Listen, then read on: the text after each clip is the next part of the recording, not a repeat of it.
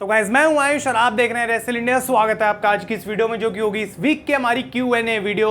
हर Friday को आप लोगों के क्वेश्चंस के मैं आंसर करता हूं, तो अगर आप चैनल पर नए हो तो सब्सक्राइब कर लो ताकि नेक्स्ट वीक आप लोग भी इस Q&A का पार्ट बन सकें।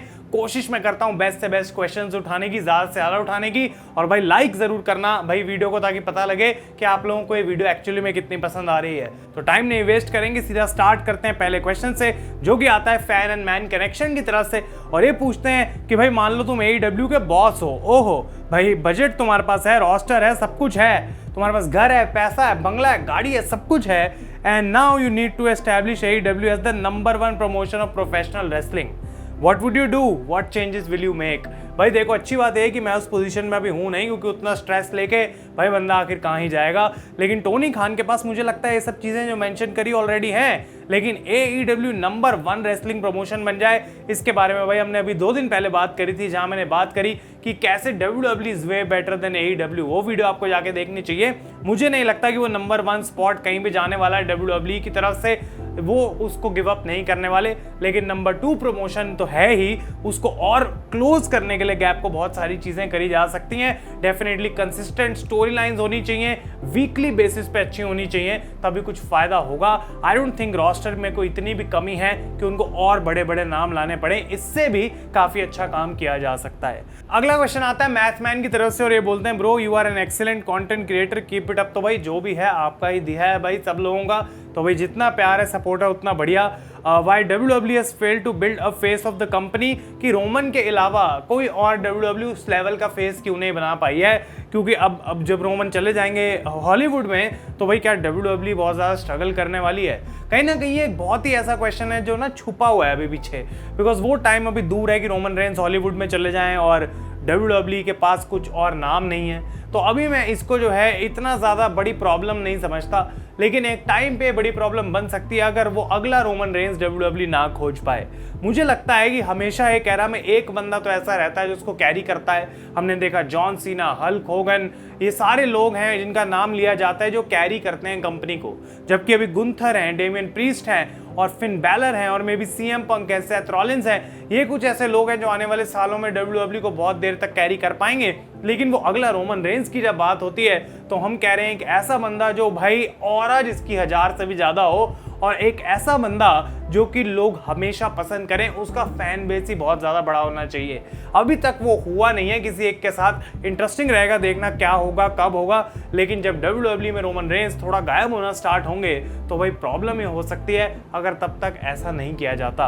अगला क्वेश्चन आता है नरोत्तम की तरफ से, और ये पूछते हैं कि भाई इन रिटर्न्स को सरप्राइज के एलिमेंट पे और इम्पैक्ट जो था उस टाइम पे उन रिटर्न्स का, इन्हें रैंक करा जाए। तो भाई बहुत मुश्किल है, और ऑब्वियसली भाई अपनी रैंकिंग होती है, लेकिन नंबर 1 पे इम्पैक्ट की अगर मैं बात करूं तो वो रोमन रेंस के रिटर्न को रखना पड़ेगा, बिकॉज जो लॉन्ग टर्म इम्पैक्ट उस रिटर्न ने बनाया है, समर स्लैम 2020 के रिटर्न ने, आज तक हम उस इम्पैक्ट को फील कर रहे हैं, तो वो नंबर 1 पे रहेगा। नंबर 2 में मैं बोलूंगा एज, नंबर 3 पे बोलूंगा CM पंक, नंबर 4 पे ब्रॉक लेसनर, और फिर नंबर 5 पे जॉन सीना। ये रहेंगी मेरी रैंकिंग्स। अगला क्वेश्चन है XZ एडिट्स की तरफ से, can there be any possibility of Roman and Brock in one team? भाई देखो, पॉसिबल तो सब कुछ है, और इसीलिए WWE में बोला जाता है नेवर से नेवर। लेकिन ये चीज एक ऐसी पॉसिबिलिटी है जो भाई कभी लगता ही नहीं है कि होगा। मतलब रोमन रेंस और ब्रॉक लेसनर एक टीम में हो रहे हैं, ऐसा मैं मान ही नहीं सकता भाई कभी होगा। लेकिन जिस तरीके से रोमन रेंस एक फेस है, और अगर ब्रॉक लेसनर वापस ज्यादा फेस आते हैं, तो शायद कभी ना कभी एक बार हमें ये चीज देखने को मिल जाए। लेकिन ऐसा लगता है कि WWE को जरूरत क्या है इन दोनों को टीम बनाने की, बिकॉज अगर ये दोनों टीम बन गए तो आखिर सामने कौन ही टिकेगा। तो मुझे नहीं लगता कि कभी होगी ये चीज, लेकिन अगर हो जाती है तो वन ऑफ द बेस्ट चीज होगी, जो कि WWE कभी भी सरप्राइज हमें दिया है आज तक। अगला क्वेश्चन आता है सौरभ की तरफ से, in your view what will be the best story line feud for CM Punk other than Seth Rollins, जो कि हम जानते हैं कि होने वाली है। तो भाई देखो, CM पंक के लिए अभी बहुत कुछ करना बाकी है, लेकिन वो नंबर 1 फ्यूड जो मैं CM पंक के लिए वेट कर रहा हूं, वो है रोमन रेंस के सामने। बिकॉज रोमन रेंस जिस पॉइंट पे जिस तरीके से एक्ट कर रहे हैं एज अ बेबी फेस अगर रहेंगे, और सामने हील CM पंक आ जाए किसी तरीके से, तो वो है वो फ्यूड जो कि फीड करेगी फैमिलीज को, वो है वो फ्यूड जो कि सारे लोग वीकली टेलीविजन पे देखना चाहेंगे, और वो फ्यूड है वो जिसमें वर्ल्ड चैंपियनशिप की सबसे ज्यादा जरूरत और मजा होगा, because CM Punk will fight against someone जो सीएम पंक के जाने के बाद WWE में बना है। तो बहुत इंटरेस्टिंग वो फ्यूड हो सकती है।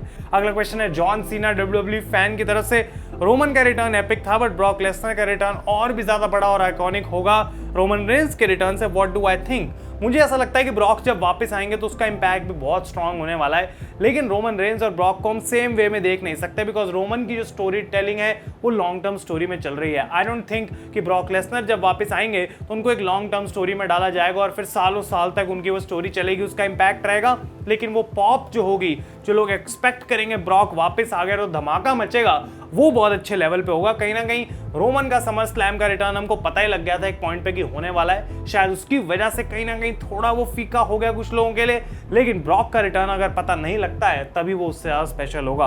अगला क्वेश्चन है इनका hot take, according to me blood line is a better faction than the shield, both factions are emotions but blood line 4 years are greater than shield 1.5 year। भाई देखो, इस बात को तो अग्री करना ही पड़ेगा, बिकॉज शील्ड जबकि मोस्ट आइकॉनिक ट्रियो माना जाता है वर्ल्ड रेसलिंग एंटरटेनमेंट की हिस्ट्री में, ब्लड लाइन ने जो काम किया है वो अलग लेवल पे चला गया, अलग एक उसकी कैटेगरी बनानी पड़ेगी। और अगर सिर्फ फैक्शंस की बात करना है तो शील्ड से डेफिनेटली वो बेटर है, बिकॉज जबकि शील्ड ने काफी ज्यादा धमाका मचाया था आने के बाद, एक एक करके वो जो है अलग हो गए थे और एंडिंग वैसी कभी देखने को मिली नहीं जैसी एक्सपेक्ट कर रहे थे, या फिर उतनी अचीवमेंट्स कभी देखने को नहीं मिली।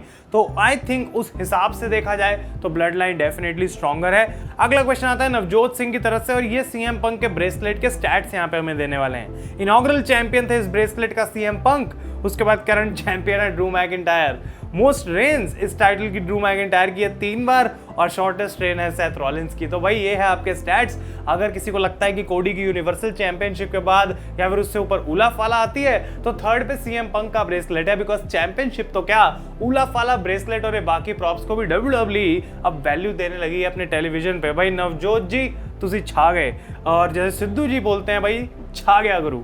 अगला क्वेश्चन आता है एलजे की तरफ से, ब्रो तुम्हारा चैनल लास्ट 7-8 मंथ से फॉलो कर रहा हूं, प्लीज ये क्वेश्चन ले लो भाई। फर्स्ट, नेटफ्लिक्स पे आने से WWE को इंडिया से ज्यादा बेनिफिट कैसे होगा, बिकॉज आपको भी लगता है हर कोई नेटफ्लिक्स अफोर्ड नहीं कर सकता। आई नो कि नेटफ्लिक्स अफोर्ड नहीं कर सकते हैं, बहुत सारे लोग बोलेंगे इतना महंगा क्यों है, लेकिन इस चीज में मुझे कोई दिक्कत नहीं है कि नेटफ्लिक्स एक अलग से WWE का प्लान निकाले, जैसे कि सोनी ने भी अपना एक अलग से WWE का प्लान निकाला हुआ है। तो यू नेवर नो, तो जब तक वो चीज हो नहीं जाएगी, अफोर्डेबिलिटी की बात हम बाद में ही करेंगे। अगर थोड़ा एक्सपेंसिव होगा भी तो WWE टेस्ट करना चाह रही है कि क्या ये ऑडियंस हम पे पैसा खर्चने के लिए तैयार है, बिकॉज अगर WWE का शो हो रहा है इंडिया में, मान लो, और टिकट भाई मिनिमम 5-6 हज़ार की है, तो फिर बहुत सब में से आप लोग बोलेंगे कि यार ये तो बहुत महंगी टिकट है, जो कि ऑब्वियसली एक महंगा प्राइस है इंडियन ऑडियंस के हिसाब से, लेकिन WWE को अगर अपना शो इंडिया में लेके आना और उससे पैसे बनाने हैं, चैरिटी नहीं करनी है, बिजनेस को प्रॉफिट में जाना है उनको, तो भाई उनको ये महंगी चीजें बेचनी पड़ेंगी।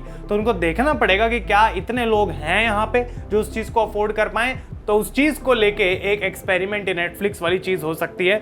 अगला क्वेश्चन इनका आता है कि क्या आपको लगता है कि नेक्स्ट 5 इयर्स में मिनिमम एक PLE हमें देखने को मिलेगा इंडिया में? तो भाई ये बात तो मेरी प्रिडिक्शन ही थी कि ऐसा होगा, लेकिन उसके लिए यही सब करना जरूरी है भाई। नेटफ्लिक्स की सब्सक्रिप्शन लेनी पड़ेगी, पैसे लगाने पड़ेंगे, WWE को दिखाना पड़ेगा कि हमारा पैशन क्या है। सिर्फ शोर मचाने से पैसे नहीं बनते WWE के लिए, और वो आई थिंक उस चीज को वैसे ज्यादा देखते हैं। और क्यों ट्रिपल एच ने अंकल हाउडी फैक्शन की बुकिंग इतनी गंदी करी है, बिकॉज जितनी स्टार्टिंग में हाइप थी वो अब खत्म है। तो भाई इससे तो मैं कहीं ना कहीं एग्री करता हूं, लेकिन मैं सोच रहा हूं इसके ऊपर एक अलग से वीडियो बनाई जाए कि ये जो वायद 6 है आखिर इनके साथ चल क्या रहा है, उसको हम उस वीडियो में डिस्कस करेंगे।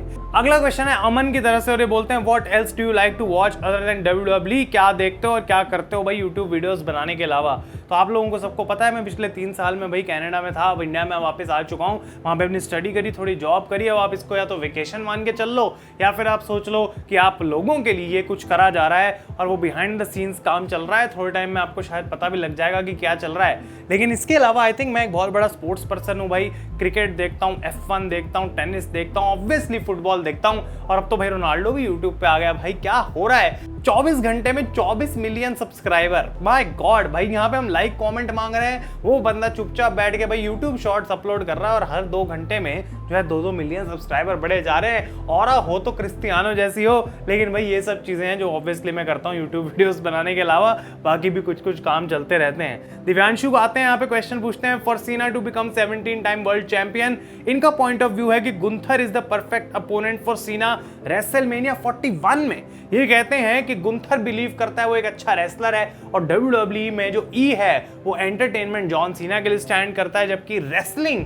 गुंथर के लिए स्टैंड करता है। और मुझे कमाल का आइडिया लग रहा है कि अगर गुंथर को वो रेसलमेनिया में मैच भी देना है और जॉन सीना को 17 टाइम चैंपियन बनाना है तो कमाल की मोमेंट होगी। लेकिन मुझे लगता है कि ये जॉन सीना का जो आखिरी रन है काफी ज्यादा नॉस्टैल्जिया के बारे में भी होगा, तो रैंडी ऑर्टन जैसा कोई अपोनेंट ज्यादा उस चीज पे सूट करेगा, लेकिन गुंथर भी डेफिनेटली एक बढ़िया स्पॉट हो सकता है। अगला क्वेश्चन आता है खान की तरफ से, और ये बोलते हैं, do you think right now Ula Fala feels more powerful and valuable than the WWE undisputed championship belt? I think कि ये बात कहीं ना कहीं सच है, लेकिन भाई आई डोंट नो कि उलाफाला ज़्यादा इंपॉर्टेंट है या फिर नहीं, लेकिन डेफिनेटली अनडिस्प्यूटेड चैंपियनशिप की जो वैल्यू है वो बहुत ज़्यादा कम हो चुकी है। केविन ओवेंस वाले मैच में ऑनेस्टली मेरा 0% इंटरेस्ट है, कोई फर्क नहीं पड़ता मुझे उस मैच से, और जल्दी आपको बैश इन बर्लिन की प्रेडिक्शंस वीडियो में भी सुनने को मिलेगा कि मेरी प्रॉब्लम क्या है एक्चुअली इस चैंपियनशिप से, इस कोडी रोड्स के रन से, और कब तक ये चलता रहेगा, कब तक फैंस इस चीज़ को एक्सेप्ट करते रहेंगे कि कोडी अपने रन में कुछ खास कर नहीं रहा है। अगला क्वेश्चन आता है ABCD की तरफ से, very important question, if you don't pick I will suffocate and die. भाई ऐसा भी क्या हो गया कि अगर मैं क्वेश्चन ना पिक करता तो क्या करते भाई तुम फिर? आज अगले हफ्ते तुम्हारा मुझे शायद क्वेश्चन ही देखने को नहीं मिलता, लेकिन मैं वैसे चाहता नहीं हूँ कोई भाई ऐसे अपने साथ सफोकेट एंड डाई वाली चीज करने की जरूरत नहीं है। वैसे इतनी गर्मी में सफोकेशन बहुत हो रहा है भाई, अपना एंजॉय करो, थोड़ी पेप्सी पियो, और कुछ पीना है वो भी पी सकते हो। लेकिन पहला क्वेश्चन है, was Jeff Hardy versus Randy Orton the best hell in a cell match? भाई देखो तुम्हें मरने से मैंने बचा लिया आज, लेकिन ऐसे क्वेश्चन पूछ के तुम मरने ही वाले काम कर रहे हो। जेफ हार्डी और Randy Orton best hell in a cell match, I don't know तुम कब से WWE देख रहे हो भाई, ABCD, लेकिन अगर मैं सच बोलूं तो रेसलमेनिया 28 में ना एक hello in a cell match हुआ था, एक बार जाके वो देखो। अगले हफ्ते तुम्हारा क्वेश्चन लूंगा, उसमें ओपिनियन डालना कि क्या तुम्हारा कहना है best hell in a cell match के बारे में। अगला क्वेश्चन आता है, RCB कब IPL भाई देखो ये क्वेश्चन ही इस हिसाब से डाला गया था कि अब मुझे लग रहा है कि कहीं मैं ना सफोकेट होके मर जाऊं। RCB IPL कब जीतेगी, ये 3 वर्ड है ना जो RCB IPL जीतेगी सूट नहीं कर रहे एक सेंटेंस में, तो हो सकता है भाई अगले साल, लेकिन भाई वो तो हर साल से ही इतने सालों से हमें लग रहा है। अगला क्वेश्चन आता है यश की तरफ से, is that possible Brock Lesnar return करें बैश इन बर्लिन में? Most likely because Gunther and Orton is the main event. फिर से ब्रॉक लेसनर की बात आती है तो मैं यही बोलूंगा जब आए बिना बताए आए, लेकिन अभी जो रूमर्स और हमें इतना आइडिया लगा है ब्रॉक अभी इतनी जल्दी आने वाले हैं नहीं, और आप वीडियो देख सकते हैं जाके ब्रॉक लेसनर के रिटर्न के बारे में पूरी डिटेल में कुछ टाइम पहले हमने बनाई थी, वो जाके चेकआउट करें। अगला क्वेश्चन है हृदय की तरफ से, is the tag team division getting boring on both Raw and SmackDown? Judgment day और ब्लड लाइन कुछ कर नहीं रहे हैं टाइटल्स के लिए, 100% अग्रीड, लेकिन मुझे पता है वो कुछ टाइम बाद पिकअप कर लेगा और वापस ऑन ट्रैक आ जाएगा। लेकिन इसका मतलब ये नहीं है कि WWE इसको ऐसी खींचती रहे कि टाइटल्स तो ब्लड लाइन के पास है, उनकी अपनी स्टोरी चल रही है और जजमेंट डे की अपनी स्टोरी चल रही है, तो टाइटल्स जो है वो बीच में पिस गए। आखिर फिन बैलर और JD मैकडोनाल्ड उन टाइटल्स को कब डिफेंड करेंगे? आई डोंट नो।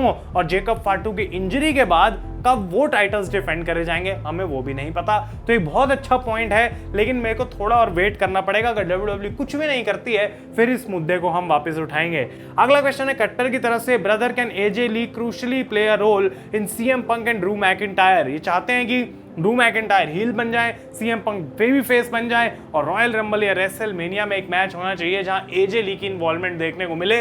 तो मुझे लगता है कहीं ना कहीं ये एक पॉइंट पे होगा ही होगा। WWE इस चीज को AJ ली के हाथों में छोड़ चुकी है। आई थिंक कि जब वो चाहती हैं और अगर वो चाहती हैं तो वो रिटर्न कर सकती हैं, उसके अलावा आई डोंट थिंक कोई उनको पुश करने वाला है, फोर्स करने वाला है, इंक्लूडिंग CM पंक कि तू भाई WWE में वापस आओ। और आज का फाइनल क्वेश्चन आता है नंदन की तरफ से, रैंडी की हार के बाद क्या? अरे भाई मैच तो होने दो, हार के बाद कैसे? Back to back 2 lost against Gunther, कब होगा Hilton? And Cody versus KO के सिंगल 2 या 3 मैचेस होंगे?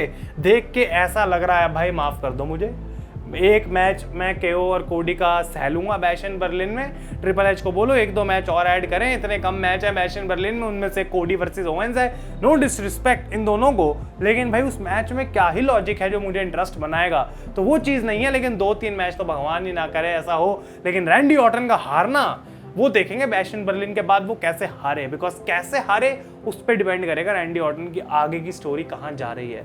आप लोग अपने ओपिनियंस मुझे कमेंट्स में नीचे बता सकते हैं भाई। अगर आज की Q&A वीडियो आपको अच्छी लगी तो डेफिनेटली अगले हफ्ते वापस आ जाना भाई। फ्राइडे को होती है वीडियो, थर्सडे को आप क्वेश्चंस पूछ सकते हैं कम्युनिटी टैब में। तब तक के लिए thank you so much for watching. मैं हूं आयुष और आप देख रहे हैं रेसल इंडिया।